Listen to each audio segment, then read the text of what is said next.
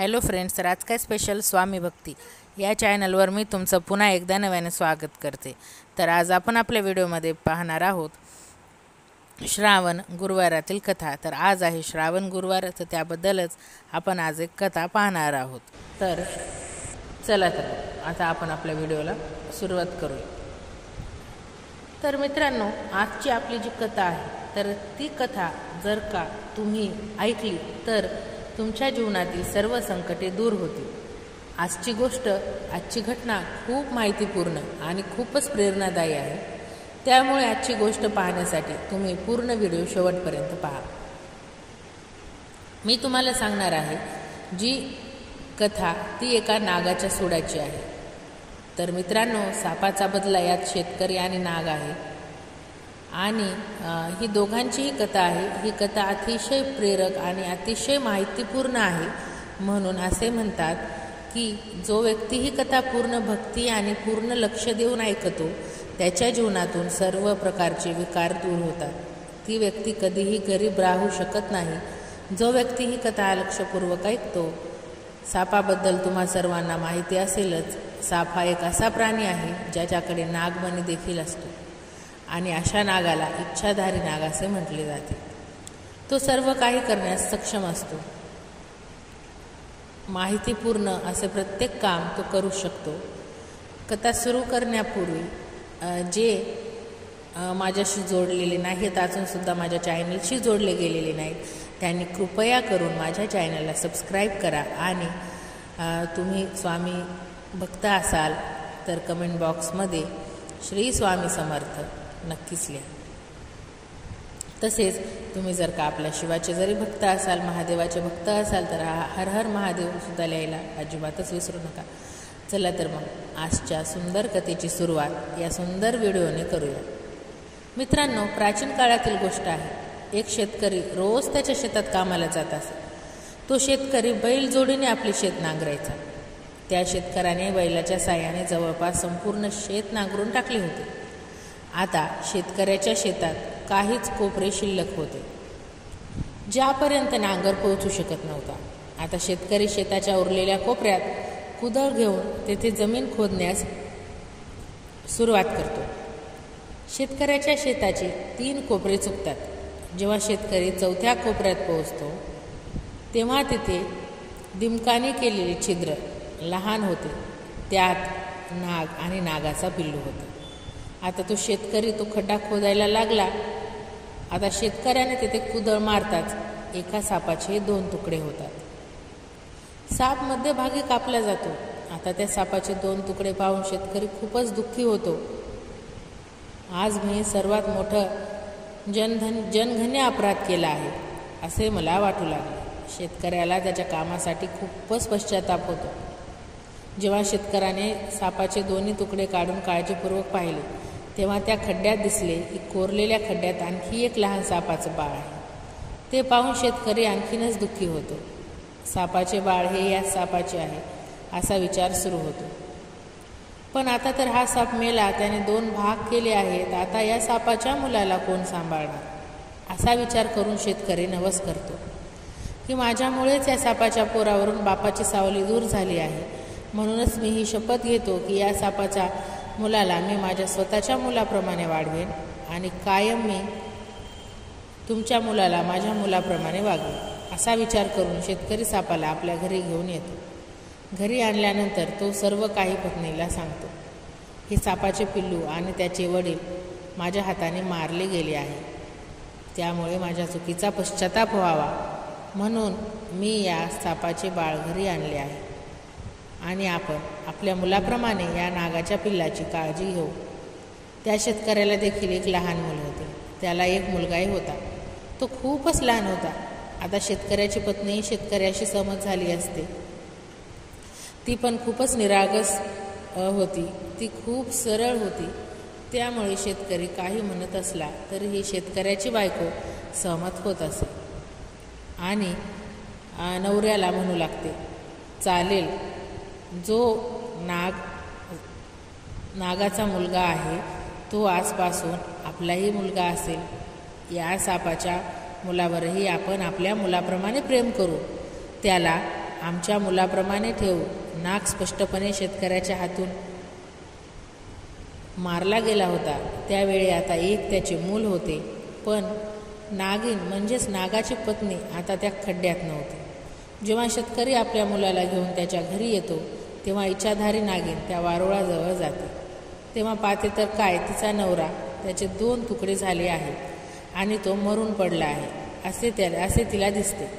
हे पाहून ती खूप दुःखी होते, आक्रोश करते आणि खूप रडू लागते. पण आता काही होणार नव्हते. आता ती नागिन त्या खड्ड्यात आत शिरते आणि त्याच्या मुलाला शोधते, परंतु त्या नागिनीला त्याचे मूलसुद्धा सापडत नाही. आता ती नागिन आणखीनच दुःखी होते. ती खूप रडते, ओरडते, कारण आता त्या नागिनीचे संपूर्ण कुटुंब उद्ध्वस्त झाले होते. एकतर तिचा नवरा मारला गेला, दुसरा तिचा मुलगा सापडत नव्हता. आता तो साप म्हणजे नागिन विचार करू लागली की ज्याने माझ्या पतीला मारले त्यानेच माझ्या मुलालाही मारले असेल. असा विचार करून नागी जोरजोरात ओरडते, खूप आरडाओरडा करते, पण शेवटी काहीही होणार नसते. तिचा नवरा मृत्यू झालेला असतो आणि त्या नागाचे पिल्लू शेतकरी आपल्या घरी घेऊन गेलेला असतो. मित्रांनो, आता शेवटी नागिनीही नवस केला. ती आपल्या पतीच्या मृतदेहासमोर जाऊन नवस करते की ज्याने माझ्या पतीला माझ्या मुलाला मारले आहे त्याचा वंश मी नष्ट करीन. मी त्याच्या कुटुंबातील एकालाही जिवंत सोडणार नाही. आता ती नागिन शोधू लागते की माझ्या नवऱ्याचा आणि मुलाचा खून करणारा कोण आहे, त्याचा खुनी कोण. नागिन या शोधात पूर्णपणे गुंतून जाते. दुसऱ्या दिवशी शेतकरी पुन्हा त्याच्या शेतात जातो आणि उरलेली जमीन कुदळीने खोदण्यास सुरुवात करतो. आता शेतकरी शेतात पोचताच ज्या कुदळीने सापाला मारले गेले होते त्याच कुदळीने जमीन खणायला सुरुवात करतो. त्या कुदळीत त्याचे रक्त होते आणि त्याच दिवशी तिकडे नागिन देखील बसलेली असते. ती पतीच्या मृतदेहाभोवती घिरट्या घालत होती. शेतकरी कुदळ घेऊन जमीन खणायला सुरुवात करतो तेव्हा नागिनीची नजर त्याच्याकडे गेली आणि त्याला दिसली की कुदळवरील आपल्या पतीचे रक्त आहे. कुदळीवर रक्त पाहून नागिनी विचार करू लागते की हा तर तोच शेतकरी आहे ज्याने माझ्या पतीला आणि माझ्या मुलाला मारले आहे. आपल्या मुलाचा आणि पतीचा खून करणारा कोण आहे हे नागिनीला कळल्यावर तिचा शोध आता संपतो. आता नागिन तिचा नवस पूर्ण करण्यास व्यस्त होती. आता ती विचार करू लागली की आधी ती या शेतकऱ्याचे घर शोधून काढेल आणि मग तिला हे कळेल की शेतकऱ्याच्या कुटुंबातील किती सदस्य आहेत. त्यानंतर मी प्रत्येकाला डसून प्रत्येकाला मारेल अशी रणनीती ती इच्छाधारी नागिन करते. तो शेतकरी संध्याकाळ झाल्यावर तो शेतात काम करतो, थांबतो आणि घरी परततो. तेव्हा नागिनही शेतकऱ्याच्या मागे शेतकऱ्याच्या घरी जाते. आता शेतकरी घराच्या आत जाताच नागिनही त्याच्या मागे त्याच्या घरी येते. आता शेतकरी घरात शिरतो आणि शेतकऱ्याची बायको दरवाजा बंद करते आणि नागिन बाहेरच राहते. आता नागिन शेतकऱ्याच्या घरात शिरण्यासाठी जागा शोधत असते, पण तिला कुठेच जागा मिळत नाही. मित्रांनो, आता नागिन कचरा कुंडीत बसते आणि शेतकरी त्याच्या घराचे दार उघडण्याची आणि मी त्याच्या घरात जाईन अशी वाट ती पाहत असते. काही वेळाने पुन्हा शेतकऱ्याची पत्नी तिच्या घराचा दरवाजा उघडून काही कामासाठी घराबाहेर जाताना दिसते. या संधीचा फायदा घेत नागिन शेतकऱ्याच्या घरात जाते. आता शेतकऱ्याच्या घरात रेंगाळत सगळ्यात आधी नागिनीला दिसते की तो शेतकऱ्याचा लहान मुलगा जो पाळण्यात डोलत होता. आता या शेतकऱ्याच्या मुलाला सर्वात आधी का मारू नये असा नागिन विचार करू लागते, जेणेकरून त्याला म्हणजे त्या शेतकऱ्याला कळेल मुलापासून वेगळे होणे म्हणजे काय. असा विचार करत इच्छाधारी नागिन शेतकऱ्याच्या मुलाला पाळण्याजवळ जाते आणि पाळण्यावर चढते आणि शेतकऱ्याच्या मुलाला दंश करते आणि ती शेतकऱ्याच्या घरातून बाहेर पडते.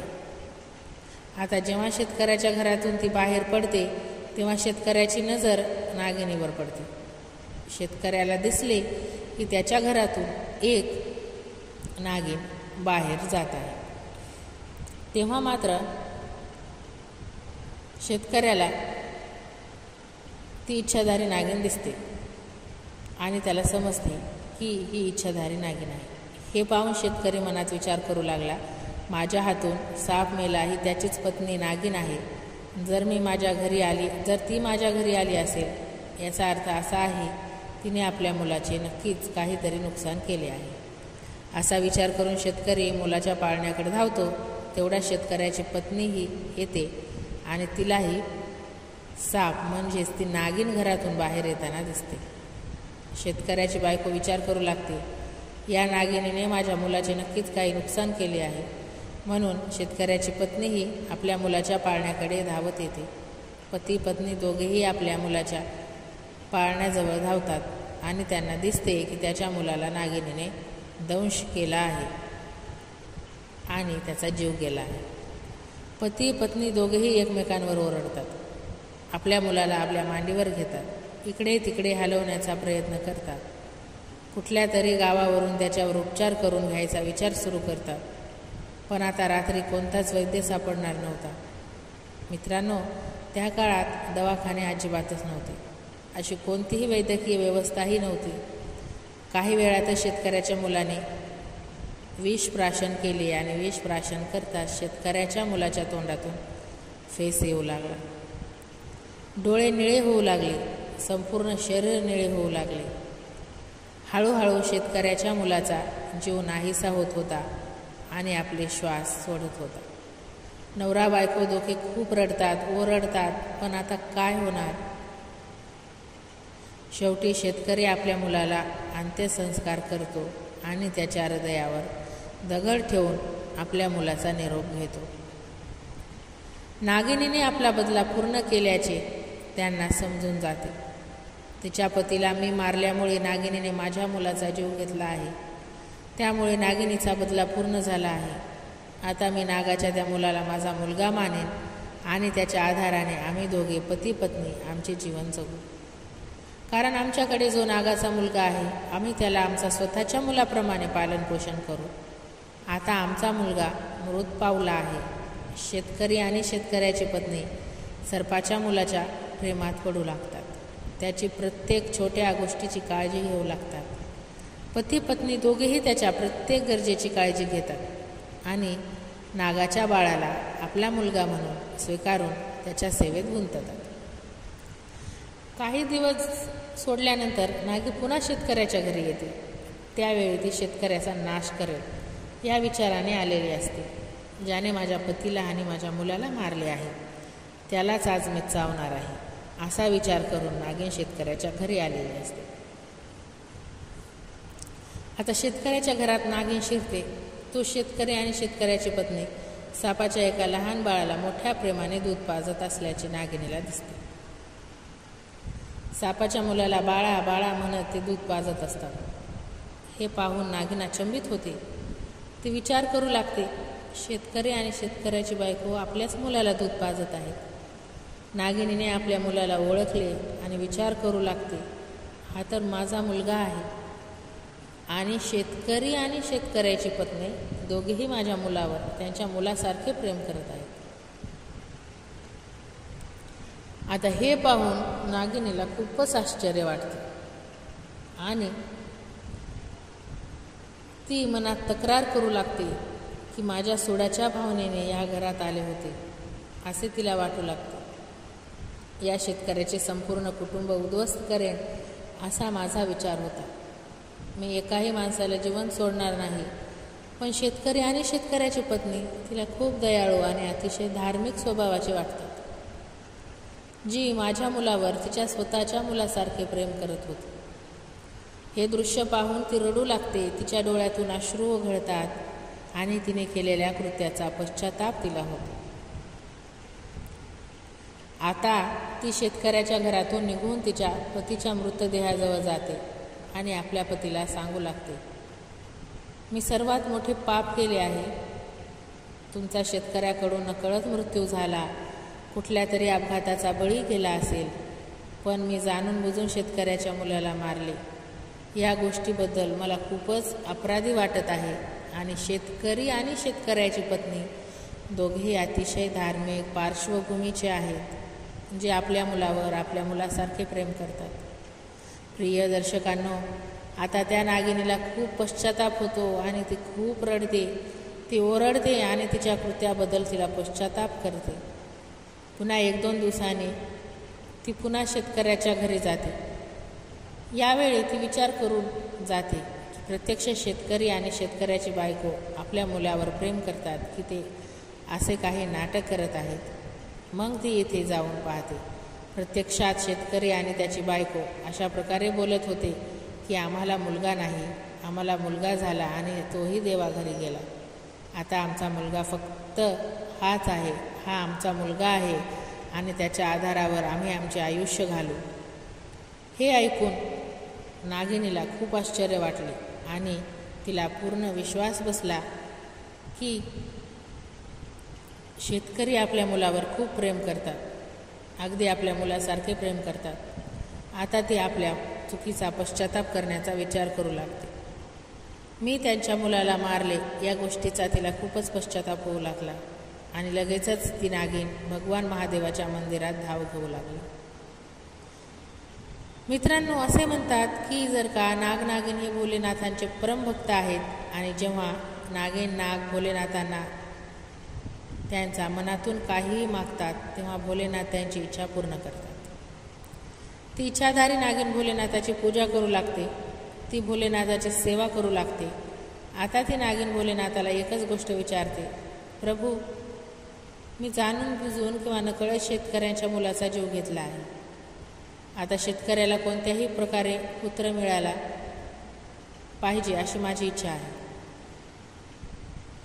भोलेनाथ त्या नागिनीचे हाक ऐकतात. काही दिवसांनी एक पुजारी आणि त्याची पत्नी एका लहान नवजात मुलाला घेऊन शेतकऱ्याच्या घरी धावत येतात आणि ते येऊन शेतकऱ्याला सांगतात, भाऊ, काही गुंड आमच्या मागे लागले आहेत आणि तो आमच्या मुलाला मारतील, ते आम्हाला मारतील. त्यामुळे आमच्या मुलाचे प्राण कोणत्याही मार्गाने वाचवावेत अशी आमची इच्छा आहे.